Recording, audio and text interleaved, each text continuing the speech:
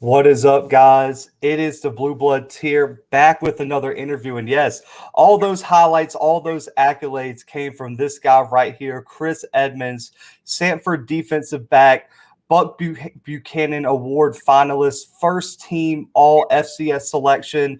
And I mean, he was the interception leader for the FCS. I mean, this kid did everything, man. I appreciate you coming on the show. Thank you for having me. Thank you for having me. Absolutely. And so this probably will shock a lot of people. I was doing some research and I was like, man, there's no way this says what I think it says. You were a walk-on at Samford. You played wide receiver in high school too and played some defensive back. You know, that's crazy that this is what we've come to. First team All FCS. Why did you decide, though, to walk on here at Samford? I felt like they gave me the best opportunity to come in and, have a chance to play as a walk-on. Obviously, it wasn't too far from home, about 2.5 hours from my house. And it was in-state, so it all kind of aligned pretty well for me.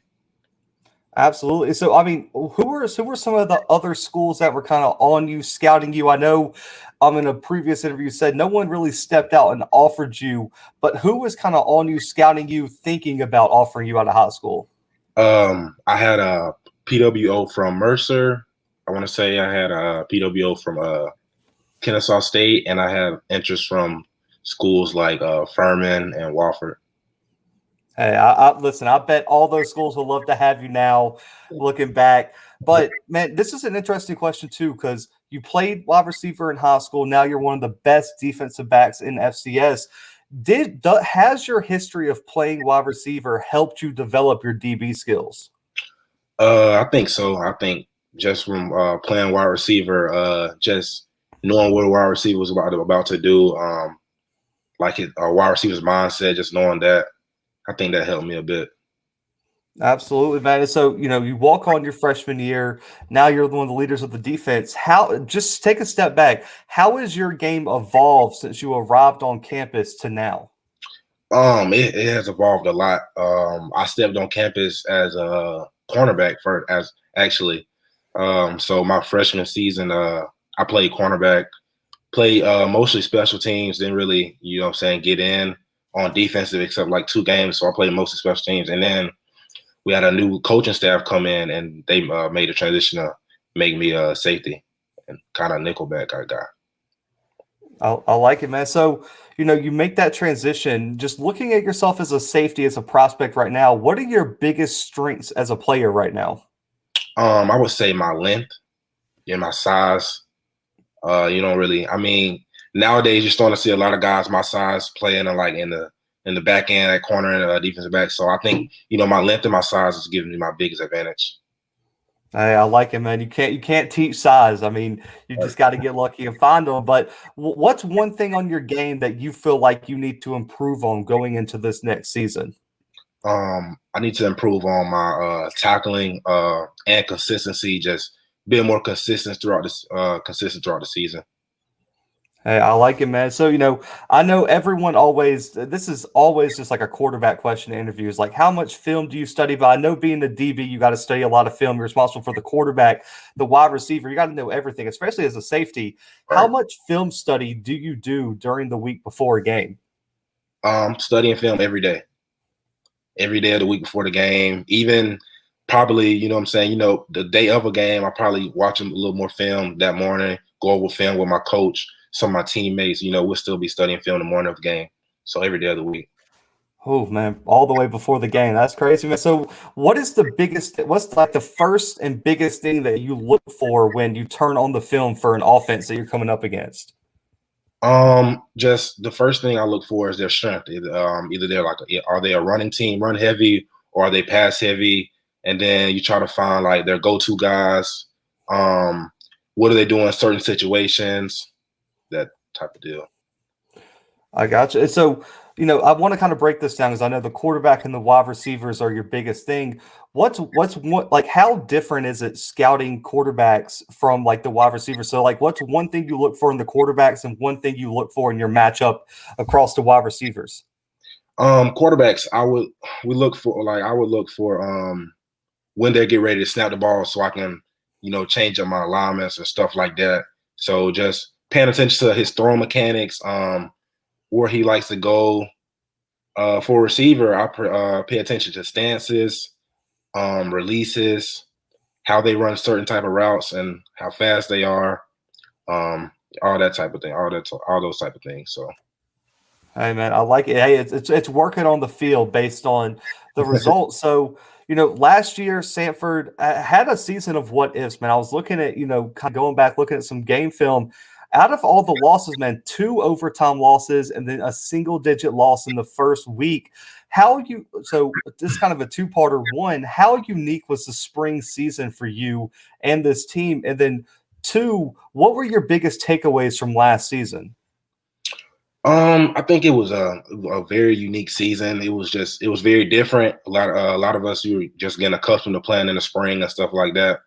My takeaways from the season were, we know what we had to do. We know like our biggest thing is we got to finish. Like we're up, and you see, take it back to most of those games, and we're up in the fourth quarter by 1 or 2 scores. And so we just been preaching on finishing. We got to finish games. But I was, really impressed with the guys. Like our last 2 games of the season, we had 2 big wins, and I think that was we had like a culture shift within the team. So I'm really excited for this year. Hey, yeah, I mean, down the stretch, you guys were playing outstanding football. Had a lot of the guys in award season get a lot of praise all across the board. So, this is a question that I like to ask because we've had a string of FCS athletes on the podcast. Do you think FCS football should shift to the spring full time? Because I know there's been some talk about that and some mixed opinions. What's your opinion on that? I really don't. I mean, I don't really have that big of an opinion on it. It wouldn't really matter to me if we played in the spring or in the fall. You know what I'm saying? As long as we get to play ball, that's all that matters. I like the mindset. You're like, hey, at least give us a full season. That's the biggest thing. So you mentioned that you felt a culture shift at the end of last season. So given that, what are the team goals for Samford going into the 2021 season? Win a conference championship, go to the playoffs, win a national championship. Those are the goals. Not settling for anything less. So we're trying to be champions. I like it, man. So for you, just looking at the team overall, this could be, you can look at yourself individually first and then kind of shift out team wide.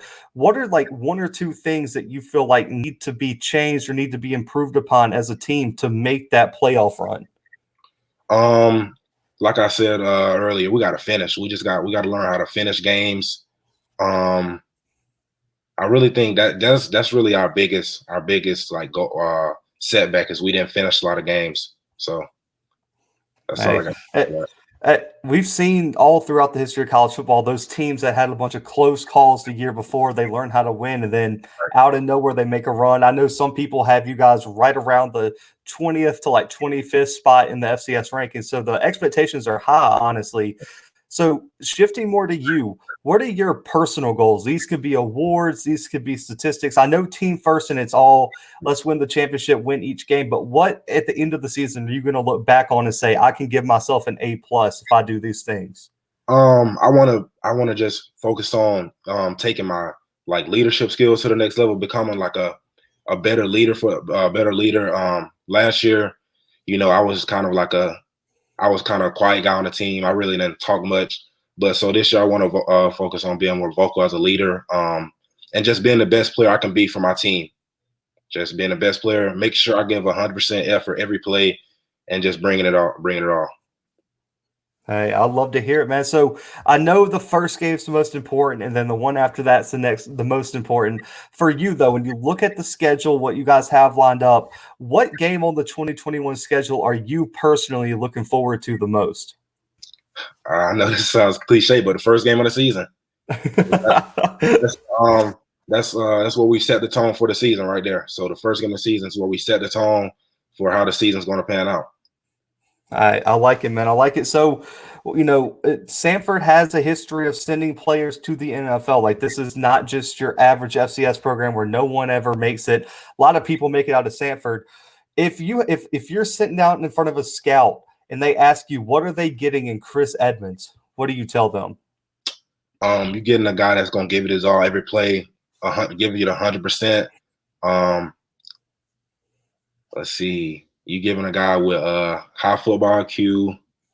Somebody's gonna put the team first and just gonna make sure he goes out there and give it his all, no matter what. Hey, I like it, man. I mean, and this is a personal one. Is there like, I know that you'd be happy getting drafted by anywhere because I know you're going to be a future draft pick because, I mean, you were balling out right now.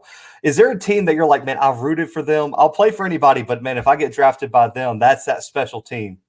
Honestly, I've never had a favorite NFL team growing up because I live in Alabama, so we don't have an NFL team. So I don't really have a favorite NFL team, to be honest with you. So. Hey, I understand. You see the jerseys in the background. I'm from Alabama as well. I'm down from Mobile, went to Auburn. You can't root for anybody. It's either you're a Saints fan or a Falcons fan. I didn't like either of them. So I like it, man. So I want to kind of plug yourself and, talk about you as a player. What NFL DB do you model your game after most? This can be one current, this could be past, and this could even be present. If there's someone in college football that you're like, me and him are so similar, who do you model your game after the most? I would say safety wise, I like to watch a lot of Jamal Adams, Minka Fitzpatrick, guys like that, and I love watching Jalen Ramsey also. Oh, that Jalen Ramsey's a dog. That's my guy. Like if I had to pick a NFL DB, and I mean, I was talking to my co-host who's out of town right now about this interview. I was like, man, watching his highlights, he does kind of remind me of Minka's like playmaking ability, man. All those highlights, you're like coming out of nowhere, intercepting passes, flying around the field. So this is another one, man. I know you played competitive high school football. You've played now at the FCS level. Who is the best quarterback that you've ever faced in a game? Best quarterback I ever faced was VMI's quarterback. Oh man, hey, that game was pretty crazy. Y'all's quarterback had a pretty big game that one too. Right. So, who is the best wide receiver you've ever faced, man? VMI. Oh man, they got the dogs, don't they? The 6'4" receiver they had. I think his name is Jacob. He's probably the best receiver that I faced. I like it. And so, then, what is the biggest game that you've ever played in? Biggest game I've ever played in since I've been here at Samford. I would say that's hard because a lot of our games have been like close. I'll say the biggest game after that came in a win. Either my freshman year we played the Citadel. We beat them in like 5 overtimes, I want to say. Oh wow! Or this year we played Wofford. That was a fun game. I like it. So this, a lot of us don't get to be in the locker room. We don't get to be at summer workouts, be at fall workouts, spring practice. If someone's listening out here, a player, a recruit, what is the biggest thing you can give them advice on about being a walk-on, earning that respect? So going from a walk-on to now you're like the face of this defense. Can you kind of go through the steps and kind of give advice on like, how did you get to that point? Just make sure you in the off season, make sure you put in the work in the off season. Get into your playbook, study your playbook. So when your coach is asking you questions, like the answers and stuff like that, make sure you watch extra film with your coaches, watch extra film with your teammates. But I think it starts mostly in the off season when you got to work by yourself when nobody else is watching. You got to put that work in and put the time in. Hey, I like it, man. And so, there's this like narrative. I always like to talk to DBs about this because there's like this narrative in college football and even the NFL where it's like DBs are the ones that can't catch and we threw them on the defensive side of the ball because they can't catch. Well, that's not the case for you, man. You were leading the FCS in interceptions. How do you prepare? Like, kind of explain like what instinctively helps you be such a playmaker on the back end, and like what do you look for? How do you train playmaking? Kind of go into that. I don't know. I guess I'd say like working with my trainer back home. I have multiple trainers, Brandon Averett and some of my guys at Impact Performance, Kyle. Just working out with them. Work like game time situation things and working on different drills and stuff like that, just preparing me for like game time situations. I like it, man. And, the NIL just got recently approved by the NCAA. We see college athletes sign in. We had the basketball player over at Tennessee State sign a $2 million deal. I think Kayvon Thibodeau signed a $6 million deal up there at Oregon. So how is Samford preparing you guys for this new NIL? And are there any companies out there that you would like to work for? And how do you plan to utilize this new NIL opportunity? Samford is they're definitely preparing us for it. We just, you know what I'm saying, we've been having meetings about it, just going over like the rules about it and certain things. I'm open to work with any company that want to work with me, you know. So Hey, I like it. I like it, man. So this last question here, man. I know a lot of people on our channel follow FCS football. They know what's going on. Send a message out there. I know Samford is right there in the top 25. Tell the people, man, send a message out there. Are y'all coming this year? Or is this a playoff conference championship season?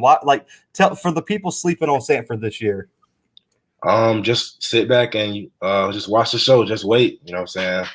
Not gonna really talk too much about it. We just got to show. We just got to come out there and show it. Hey, man, I love it. And I appreciate you coming on, man. We were so excited to have you, so excited that you came on the show. But this is your time, man. What's your Twitter, Instagram, social media, everything? And who do you want to give shout outs to? And where can the people find you, man? My Twitter is __Mr_Clutch. My Instagram, I forgot my Instagram. I feel that. Mine isn't the same either. I'm like, what is it? My Instagram is CRE__3. And I like it. I want to shout out God, first of all, for just keeping me alive and having me in this position. Shout out to my mom. I love my mom to death. She does everything for me. Shout out to my siblings. Shout out to my entire family. And of course, I want to shout out to my teammates and my coaches for believing in me and putting me in these situations. Without them, you know what I'm saying, I couldn't do a lot of these things. So, hey, I love it, man. And this is one of the best stories in college football, man, to see a walk-on come so far and future NFL player right here, guys. I'll be rooting for you all season, man. Definitely be staying in touch. We'll have to get you back on. I'll have to get it. I'll send you some merch. I'll have to get an invite to that draft party when you get your name called. Yes, sir. Thank you so much. Thank you for having me. Absolutely, man. But guys, make sure to go follow Chris. Follow some Samford football this year. I promise y'all ain't gonna want to miss. I know he's gonna ball out with his teammates. Y'all know where to find us. Subscribe now on YouTube, any and all podcast streaming platforms, and we'll be back next week with another interview and another 2-minute drill Monday through Friday, man. But for Chris, myself, and the Bluebloods guys, we are out.